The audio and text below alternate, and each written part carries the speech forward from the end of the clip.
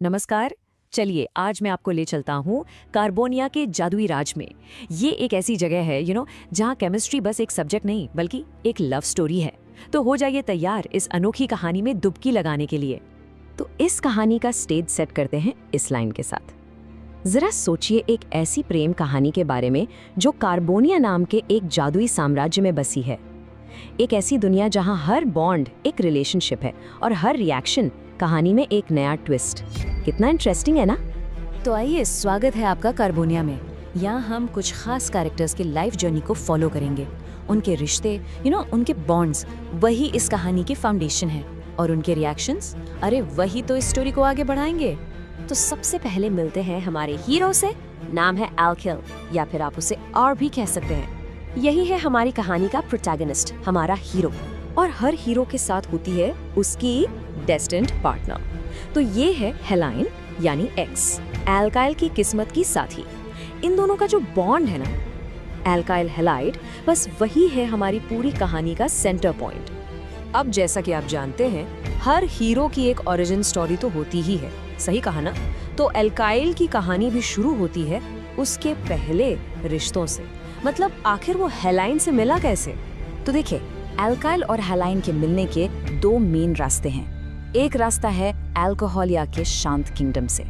यहाँ कुछ पावरफुल लोगों जैसे HX या PCL5 के इन्फ्लुएंस में एल्काइल का पुराना रिश्ता यानी ROH बॉन्ड टूट जाता है और हेलाइन से नया जुड़ जाता है। और दूसरा रास्ता वो थोड़ा वाइल्ड है, थोड़ा तूफानी। यहाँ एल्केन यानी RH के साथ लाइट या हीट की एक चिंगारी से एक काफी मैसी रिएक्शन होता है और हेलाइन एल्काइल का हाथ थाम लेती है। लेकिन प्लॉट ट्विस्ट, कहानी यहाँ खत्म नहीं होती। रिश्ता बनने के बाद भी पार्टनर स्वैप हो सकते हैं।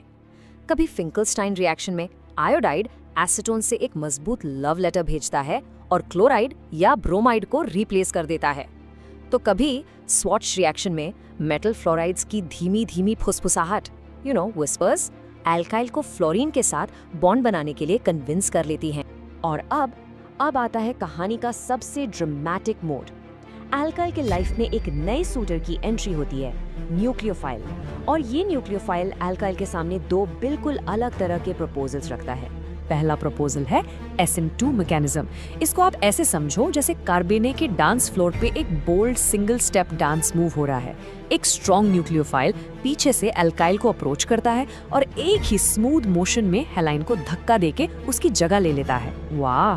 तो इस SN2 डांस के स्टेप्स क्या हैं? स्टेप 1, न्यूक्लियोफाइल हेलाइन के आने के ऑपोजिट साइड से अटैक करता है। स्टेप 2, और ये कमाल का है, जैसे ही न्यूक्लियोफाइल नया बॉन्ड बनाता है, ठीक उसी वक्त हेलाइन निकल जाती है। इससे पूरा मॉलिक्यूल लिटरली पलट जाता है। इसे कहते हैं इन्वर्जन। सब कुछ एक साथ एक ही मोमेंट में, परफेक्ट टाइमिंग। अच्छा, तो ये बोल्ड मूव पसंद किसको है? ये पसंद है प्राइमरी एल्काइल्स को। क्यों? क्योंकि उनके आसपास ज्यादा भीड़भाड़ नहीं होती, दे आर लेस क्राउडेड। तो वो इस तरह के डायरेक्ट अप्रोच के लिए हमेशा ओपन रहते हैं। अब आते हैं दूसरे प्रपोजल पर, SN1 मैकेनिज्म। और ये पहले वाले से बिल्कुल उल्टा है। ये एक पेशेंट 2 स्टेप प्रपोजल है। यहाँ कोई जल्दबाजी नहीं है। पहले हेलाइन खुद ही चली जाती है एल्काइल को अकेला छोड़कर, और उसके बाद न्यूक्लियोफाइल आकर उसकी जगह लेता है। इस पूरे प्रोसेस का सबसे क्रूशियल हिस्सा है ये पॉज, ये इंतजार। देखो, जब हेलेन चली जाती है तो एल्काइल बेचारा अकेला, वल्नरेबल, पॉजिटिवली चार्ज्ड कार्बोकैटायन बन जाता है।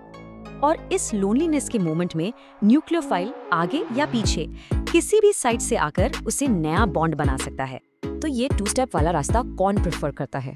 ये करते हैं टर्शरी अल्काइल्स। वो लोग काफी क्राउडेड होते हैं, उनके आसपास बहुत सारे दोस्त होते हैं जो उन्हें स्टेबल रखते हैं। इसीलिए वो इस अकेलेपन वाले यानी कार्बोकैटायन फेज को आराम से हैंडल कर लेते हैं। पर हर प्रेम कहानी का आखिर हैप्पीली एवर आफ्टर नहीं होता है ना। कभी कभी पैशन इतना बढ़ जाता है कि ब्रेकअप हो जाता है, जिसे हम केमिस्ट्री में कहते हैं एलिमिनेशन। तो चलिए देखते हैं ये ड्रामेटिक ब्रेकअप कैसे होता है। तो सीन कुछ ऐसा है, जब एल्कलाइन KOH जैसा एक स्ट्रॉन्ग बेस पिक्चर में आता है तो हेलाइन तो जाती ही है, लेकिन वो अकेले नहीं जाती। वो अपने साथ एल्काइल के पड़ोसी यानी बीटा कार्बन से एक हाइड्रोजन को भी ले जाती है। और इस डीहाइड्रोहैलोजिनेशन यानी डबल ब्रेकअप के बाद एल्काइल अपने पड़ोसी कार्बन के साथ एक नया COC डबल बॉन्ड बना लेता है। तो इस ब्रेकअप का फाइनल रिजल्ट क्या होगा? इसका फैसला करते हैं कार्बोनिया के एक वाइज एल्डर ज़ाइत्सेव। उनकी सीख या ज़ाइत्सेव्स रूल ये कहती है कि हमेशा वो फाइनल कपल यानी वो एल्कीन बनेगा जो ज्यादा सब्स्टिट्यूटेड हो और इसलिए ज्यादा स्टेबल हो। सिंपल। ब्रेकअप के बाद जिंदगी रुक थोड़ी जाती है, एल्किल भी मूव ऑन करता है और इस बार वो मेटल्स के साथ नए और भी पावरफुल अलायंसेस बनाता है। ये अलायंसेस उसे ग्रोथ और नए क्रिएशंस की तरफ ले जाते हैं। तो आइए एल्काइल की स्टोरी के इन आखिरी चैप्टर्स पर नजर डालते हैं। एक तरफ है ग्रिग्नार्ड रिएक्शन। यहाँ मैग्नीशियम एल्काइल और हैलाइन के बीच में आ जाता है और बनता है RMgX यानी ग्रिग्नार्ड रिएजेंट, एक सुपर रिएक्टिव पार्टनर। दूसरी तरफ है वर्ट्ज रिएक्शन। यहाँ सोडियम दो एल्काइल्स को मिला देता है और एक लंबा सा नया एल्केन RR बन जाता है, मतलब डबल द पावर। तो ये थी एल्किल की life story in a nutshell.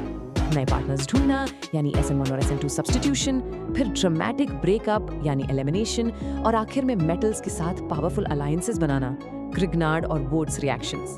क्या रोलर कोस्टर राइड रही है ना? कार्बोनिया का ये किंगडम ये हमेशा बदलता रहता है, इवॉल्व होता रहता है। यहाँ हर पल हर रिएक्शन के साथ नई कहानियां लिखी जा रही हैं। तो सवाल ये है कि अगली कहानी किसकी होगी? सोचिए इस बारे में।